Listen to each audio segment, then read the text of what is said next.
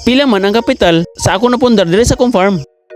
For today's video, mao na atong sumadahon para matubag sad ang mga pangutana sa uban. First na ko nga investment, mao ang pigiri. 8 meters ang katasoon sa akong pigiri og 2.5 ang gilapdon. Kay daghamang kahoy sa among palibot, kahoy na lang pud ang akong gihaligi ug manggagipang brace ani. Ug sa iyang bungbong haloblak, balik duha lang kapatong kay para sud gawas ang hangin. Kaniday nga setup is para ni siya sa anay. Kay ako man ning butangan og tangkal para dili sila makagawas-gawas o dili sila makalugluhag. Mao nga okay ra nga duha lang kapatong ang haloblak. Sa tanang materialis, apil na ang labor, nigasto ko og 50,000. Sa tulo ka nayon, nigasto ko og 27,000 kay medyo dagko-dagko na pagpalit nako og tag 9,000 ang usa. Okay, nakapalit naman ko ganayon, nagpalit na lang pud dayon og 5 ka sako nga feeds para tiningob sold sa kabuan. Sa usa ka sako ni kantidad og 2,060. Suma total 87,300. Wala pa nilabot sa complete gikan sa Cebu padong diri sa Bohol ug Bohol padong sa Cebu kay nagtrabaho pa man ko atong higayon ha. Dako-dako pero tagi-tagi ang gasto sa pagtrabaho sa akong pigiri. Dito nako nanibulto og gasto pagpalitan nako sa anayon ug sa mga feeds. Ug sunod nga investment mao ang fish pan. Bali wala ni sa akong plano pero plano na ni daan sa akong papa. Ug nakaayon ko mao nga amon ani gitrabaho. Primero ani nga kubkob is gamay lang nga bako. Mao nga murag apiki kay sa oras. Unya ang oras tag 3,800.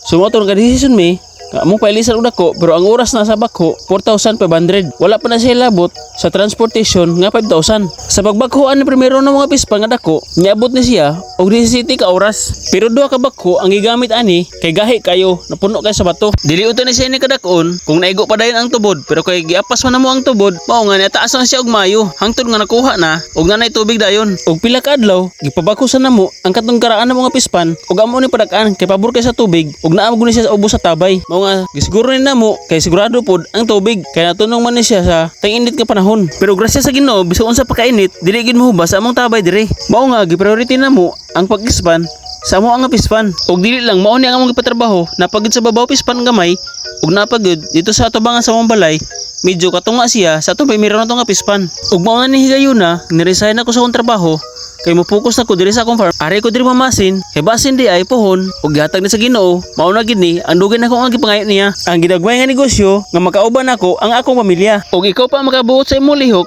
ug sa imong oras kay wala na kay amo. Mao nga karon kung nagtrabaho pa ka pangitaig paagi nga makatigom ka o makasugod ka bisag ginagmay nga negosyo kay dili sa tanang panahon makatrabaho ka kay kitang tanan maabot kita sa panahon nga motiguwang na ug dili na makaya sa tong lawas. Ang pagpanarbaho, balik ta sa tong topic, ang atong pispan nga ikaduha yung patrabaho ni siya so sa 14 ka oras. So tag 4-5 gyapon ang oras ani kada dako sa ni ang bako nga gipadala diri ug lahi na sad ang bayad ani sa transportation. Ug ang kapital nato sa pagpalit sa atong simili sa tilapia is 3,500 ang ato napalit sa 10,000 ka buok kay tag 40 centavos matag usa ug baligon 5 nga pantat. Wala lang labot ang ilang fees kay gamay pa man ang ilang kaon ani. So sa pispan ang nagasto nato 154,500 pero dili na siya straight nga pagpatrabaho niagi pa na ug pila ka semana usa pa ni sunod ang pagpatrabaho sa usa ka pispan. Sunod ato nga investment mao ang poultry farm. Ang nagpanday ani ako lang so wala kay ko gasto sa panday. Materialis lang o pila ra pud ka materialis kay naman may ginabasdaan nga kahoy nga among stock diri sa balay tungod atong pagbagyong audit daghan ang atong mga